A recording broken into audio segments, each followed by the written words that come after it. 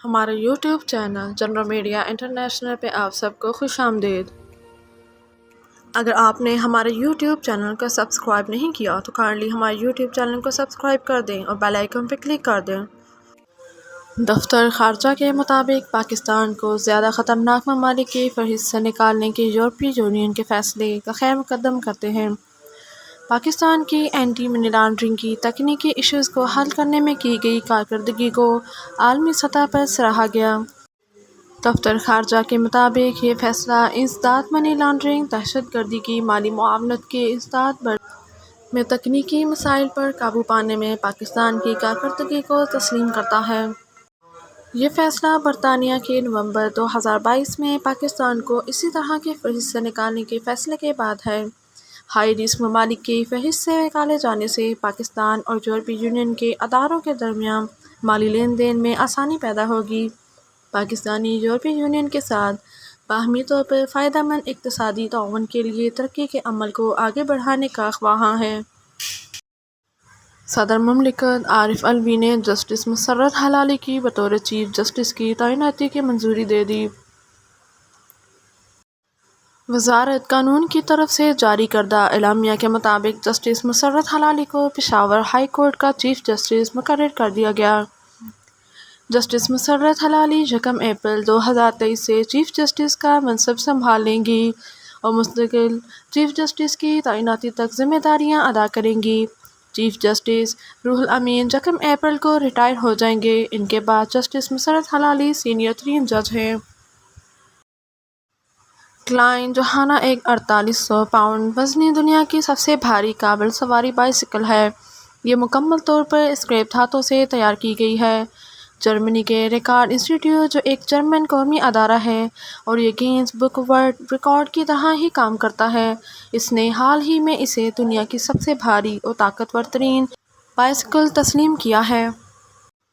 ممکن ہے کہ آپ نے اس سے قبل بھی ہیوی قسم کی بائیکس دیکھی ہوں گی، لیکن یقیناً وہ کلائن جوہانا جیسی عظیم الجثہ اور طاقتور نہیں ہوں گی۔ اس بائیسکل کے خالق کا کہنا ہے کہ اس کی تیاری میں مجھے ٹرک کے گیئر باکس سے کافی مدد ملی اور کلاسک بائیسکل کا گیئر سسٹم کی طرح اس میں اضافہ کیا گیا ہے۔ واضح رہے کہ اس میں 35 فارورڈ اور 7 ریورس گیئر ہیں۔ یہ نہ صرف پیڈل سے حرکت کرتی ہے بلکہ یہ 15 ٹن تک وزن بنا کسی مشکل کے کھینچ سکتی ہے۔ سابق صدر ڈونلڈ ٹرمپ پر الیکشن 2016 سے پہلے اداکارہ کو زبان بندی کے لیے $130,000 دینے کا الزام تھا۔ صدر ڈونلڈ ٹرمپ پر ممکنہ فرد جرم کی کارروائی تاخیر کا شکار ہو گئی۔ گرینڈ جیوری چھٹیوں کے بعد کیسز دوبارہ سنے گی۔ خبر ایجنسی کا کہنا ہے کہ امریکہ میں ایسٹر، پاس اوور، عید الفطر اور 10 اپریل سے 2 ہفتے کی چھٹیاں آ رہی ہیں، جس کی وجہ سے گرینڈ جیوری کی جانب سے اپریل کے آخر تک کیسز پر غور کا امکان نہیں۔ اسلام آباد کی عدالت نے توشیخانہ کیس میں chairman P T I Imran Khan کی حاضری سے استثناء کی درخواست منظور کر لی۔ ڈسٹرکٹ اینڈ سیشن کورٹ اسلام آباد میں عمران خان کے خلاف توشیخانہ کیس کی سماعت ایڈیشنل سیشن جج ظفر اقبال نے کی۔ سماعت شروع ہوتے ہی عمران خان کی آج حاضری سے استثناء کی درخواست دائر کر دی گئی۔ عید کے لیے خواتین کے ملبوسات کی سلائی کی اجرت میں اس سال $200 تک کا اضافہ کر دیا گیا۔ ٹیلرنگ کے کام سے وابستہ افراد کا کہنا ہے کہ کاریگروں کی اجرت کے علاوہ مٹیریل، سلے سلائی ملبوسات کی مانگ میں اضافہ اور بجلی کی عدم فراہمی کی وجہ سے ٹیلرنگ کا کام متاثر ہو رہا ہے۔ ٹیلرز ہاتھ پر ہاتھ دھرے بیٹھے ہیں۔ تفصیلات کے مطابق رمضان کے مقدس مہینے کے آغاز کے ساتھ ہی شہر کے دیگر مقامات پر عموماً ٹیلر شاپ پر رش دیکھا جاتا ہے، مگر اس سال مہنگائی کی وجہ سے درزیوں کا کام شدید متاثر ہوا ہے۔ پولیس نے گرفتار ملزمہ رقیہ کنول کو عدالت میں پیش کیا۔ تفتیشی افسر نے بتایا کہ ملزمہ ڈاکٹر کے لباس میں سول ہسپتال میں داخل ہو کر وارداتیں کرتی تھی۔ ملزمہ مریضوں کو بے ہوشی کی دوا لگا کر موبائل فونز اور زیورات وغیرہ چوری کرتی تھی۔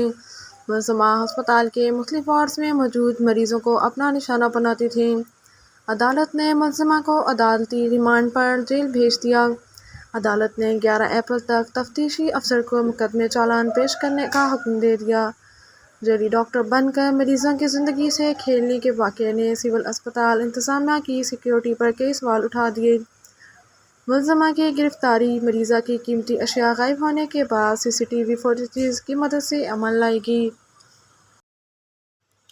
میزائل فائرنگ کا کامیاب مظاہرہ پاک بحریہ کی آپریشنل صلاحیتوں اور حربی تیاریوں کا منہ بولتا ثبوت ہے۔